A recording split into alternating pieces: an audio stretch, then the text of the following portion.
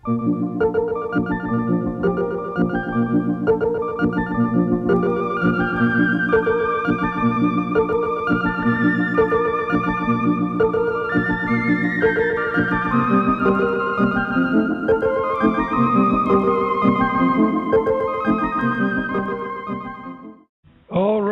We have launched. Welcome, everybody. Planet Green Trees, episode 165. We're calling it Representative Jeff Irwin and Marijuana Reform.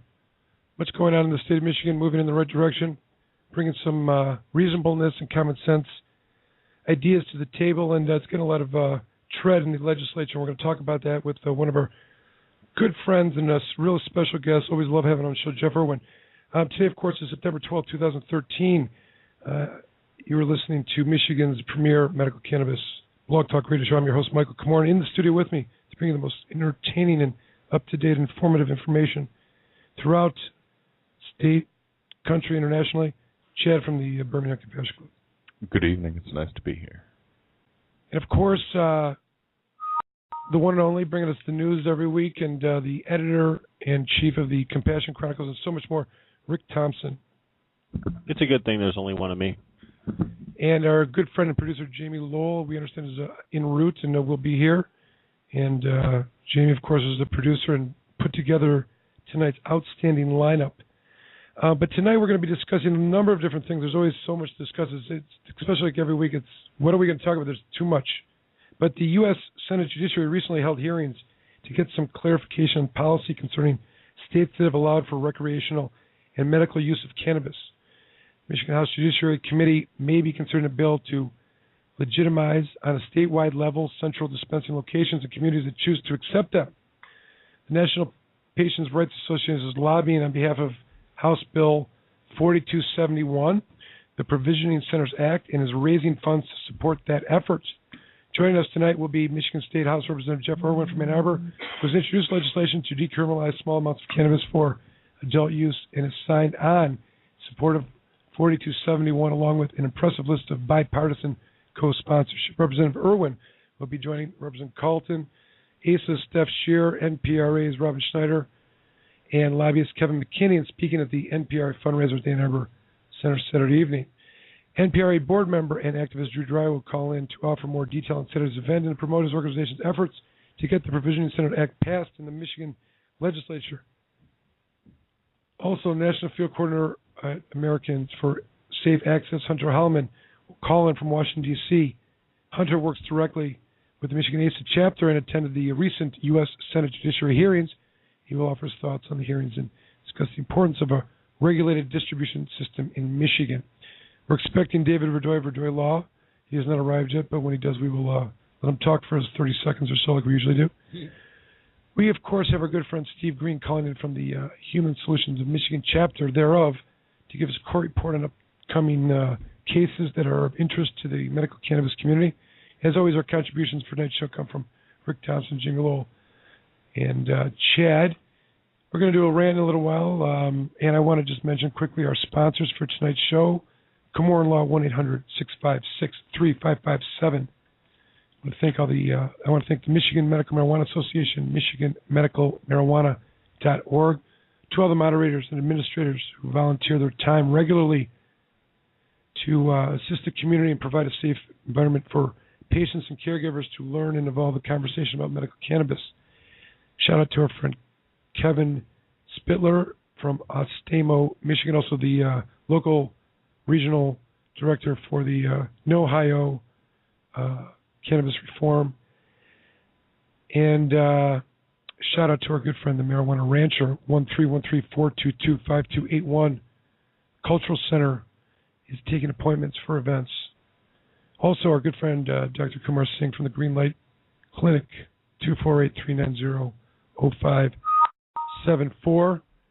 Dr. Singh, of course, has stepped forward to represent what I've been saying all along is a great need for doctors who are willing to come to court and testify. I can say with certainty that he is more than prepared when he's called upon. And I experienced that personally in getting him ready for testifying, and I can tell you he's very thorough in his... a high standard of care. High standard of care.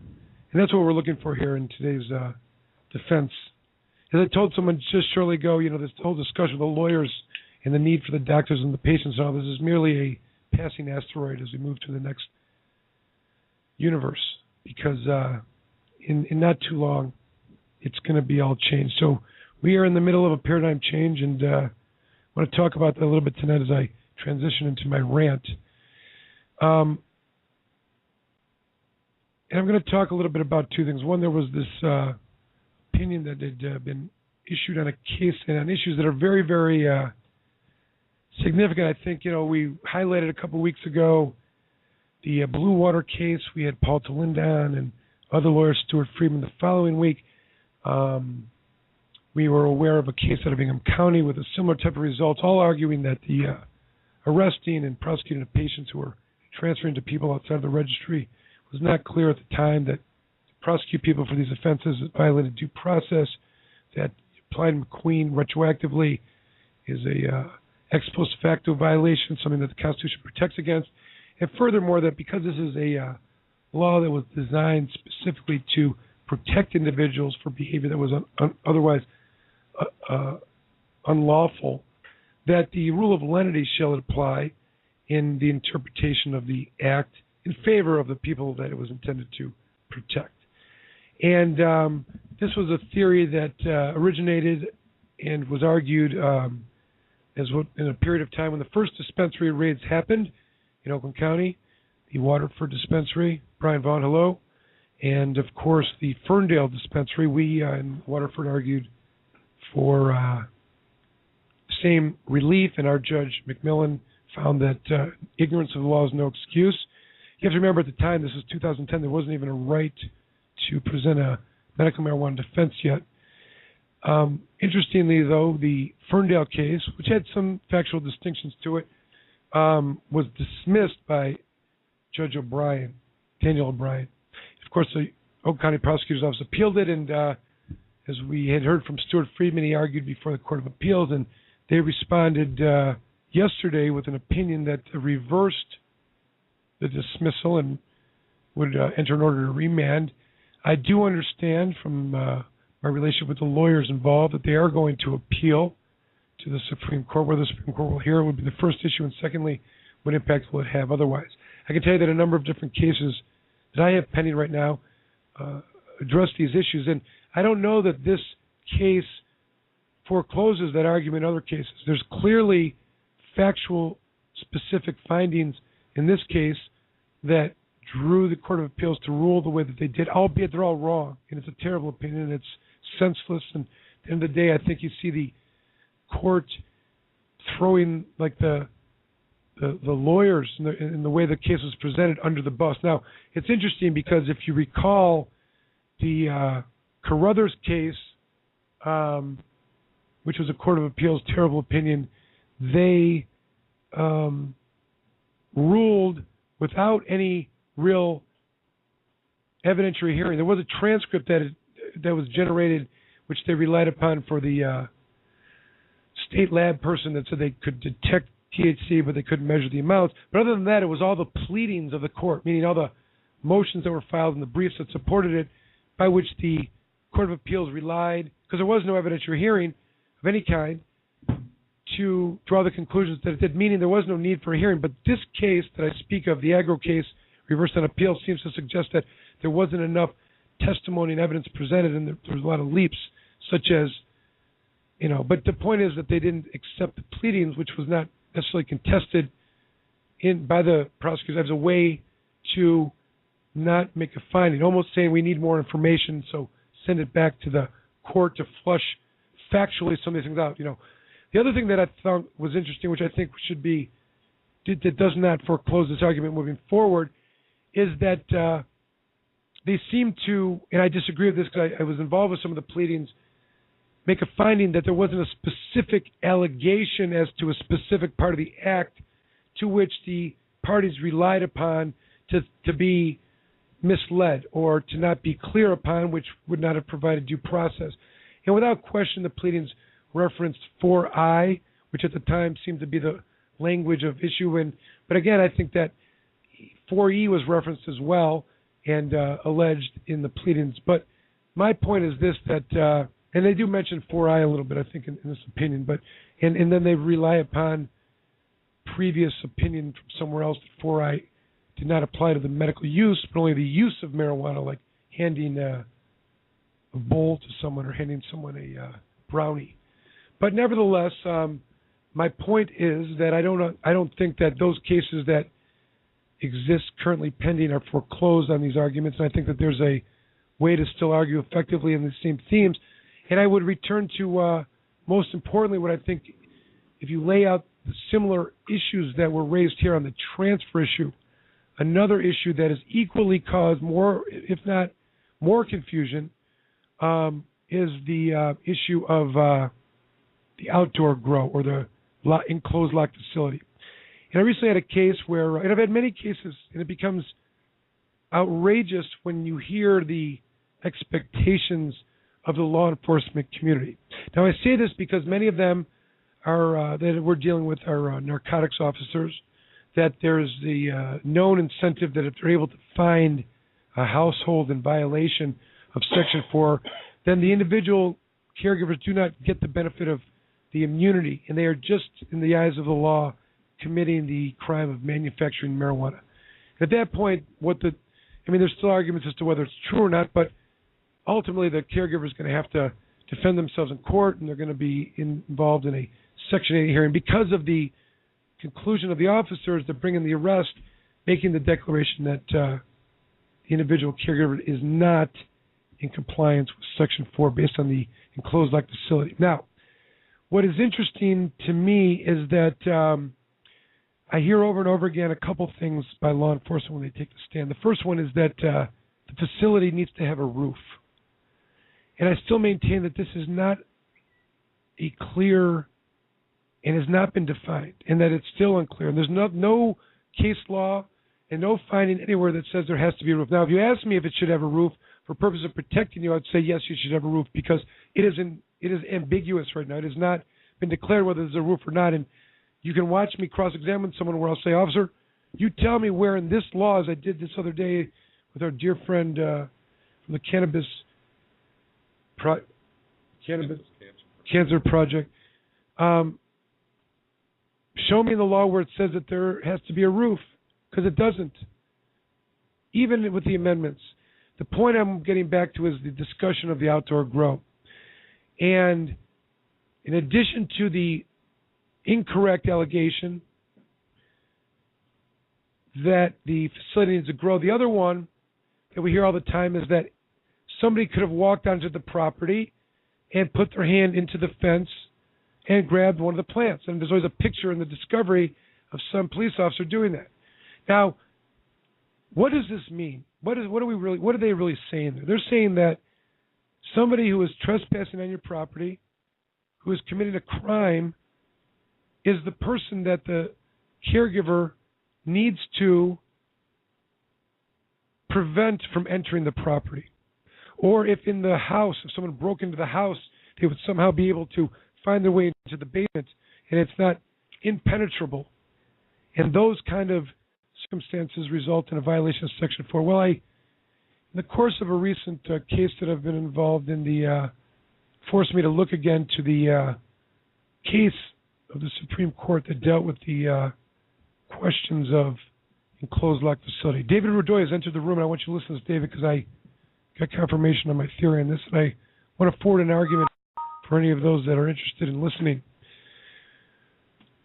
The only case that really deals with the enclosed locked facility is the People versus Balsma.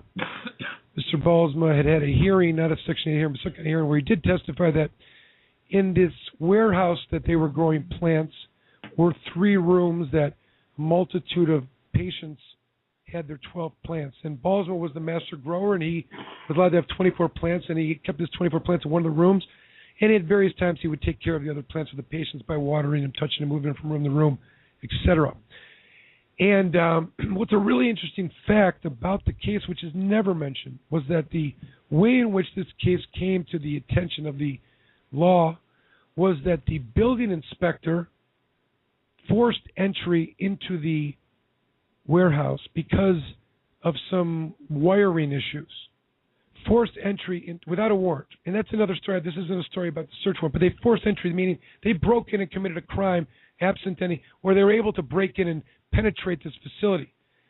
So the idea that if it was true, I would argue that your enclosed-like facility has to prevent the trespassers, the breakers of laws, the people that are breaking into buildings, then Balsma had the opportunity to say that facility and the enclosed-like facility and the way in which the building inspector broke in or forced entry would have been enough to deny him his protections under Section 4. But they don't talk about that. Instead, the entire focus is on the following, that when they analyze the Section 4 immunity, they focus exclusively on the amount of marijuana and not the actual enclosed-like facility. That I'm suggesting that this whole insanity of that the door is unlocked or that someone else has access, anyone else in the world has access, is the most wrong interpretation that could possibly be. That, in fact, in rereading Balsma, there's some specific language that cannot be overlooked. And I'm going to read some of it to you.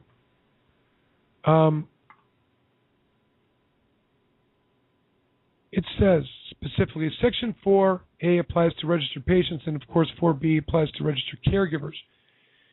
And it talks about the limitation, and it contains similar limitations on the possession of marijuana plants. A registered qualifying patient may possess up to 12. We all know that. Thus, the Court of Appeals, Balsma says, because it's the Supreme Court, Court of Appeals correctly held that one of two people may possess a patient's 12 marijuana plants for the purposes of immunity under Section 4A and 4B. Either the registered qualifying patient himself or herself, if the qualifying patient is not specified a primary caregiver, or the qualifying patient's registered primary caregiver if the qualifying patient is specified a primary caregiver be allowed to cultivate his or her plants. We know this. So the point that they're saying is that the possessor of the plants has got to be either the patient or the caregiver, but certainly not both.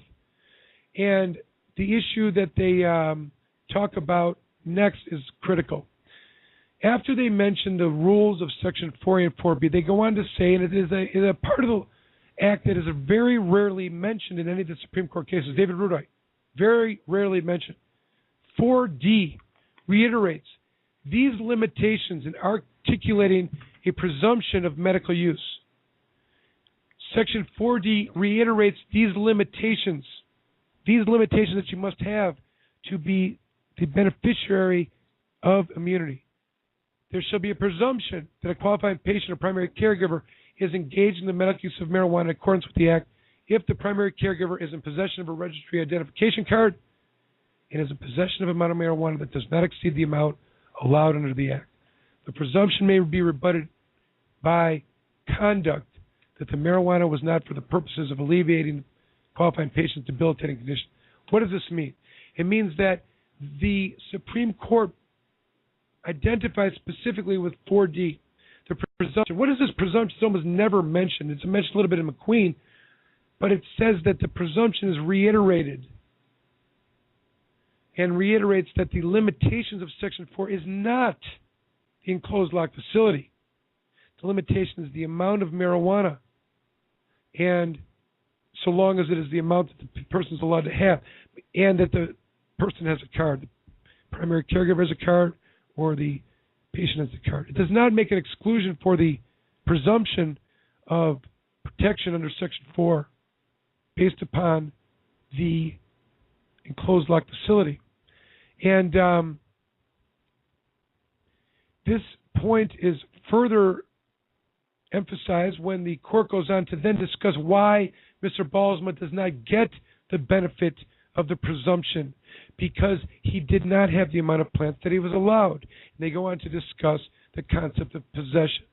And the concept of possession is a commonly ruled upon, and it's simply stated as having physical possession or constructive possession, access to, readily accessible. But Balsma's testimony at the evidentiary hearing earlier said that he touched, felt, watered, cured, cut all the plants. So the court, in looking at the issue of whether Balsma was in compliance with Section 4 and the question of did he possess the amount of plants he was allowed to under the Act, they said there's no way he did, because he was possessed. How could it be said that Mr. Balsma didn't possess more than 24 plants when he was already testified that he possessed all the patient plants?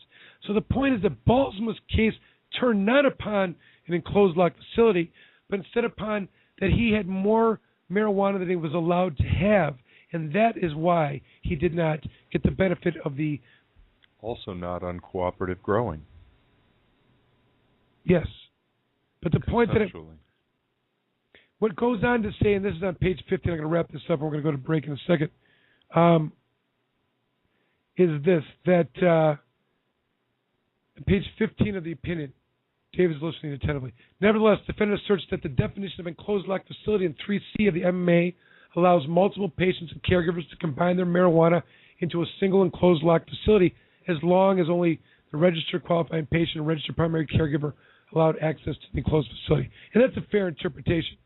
As stated, however, Section 4 limits both the amount of marijuana that an individual registered qualifying patient or registered primary caregiver may possess and who may possess any marijuana plants.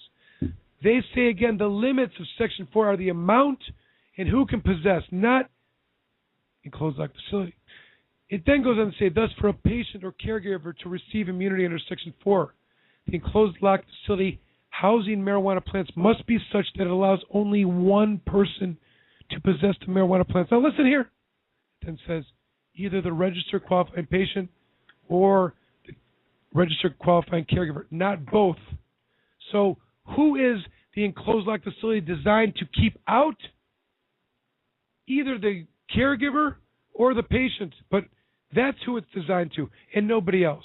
And the idea that this enclosed locked facility has got to be an impenetrable facility in order to be compliant is not even close to what is intended by the Supreme Court. It's unfathomable to think that, you know, if you have a painting that you're insuring in your home and you take reasonable steps to insure it and it's stolen, that you are somehow responsible for it. Assuming you didn't, set up the theft. But assuming that someone did it and they really stole it, that is something that would be paid. The principle that we're talking about here is that nowhere under anyone's commitments, the principles of commitments to being able to enclose and lock something in a reasonable way, would it ever require you to do so against an individual that's committing a crime on your property. So that's my rant. And let them put that in their pipe and smoke it. You listen to Planet Green Trees. Call number is 1-347-326-9626.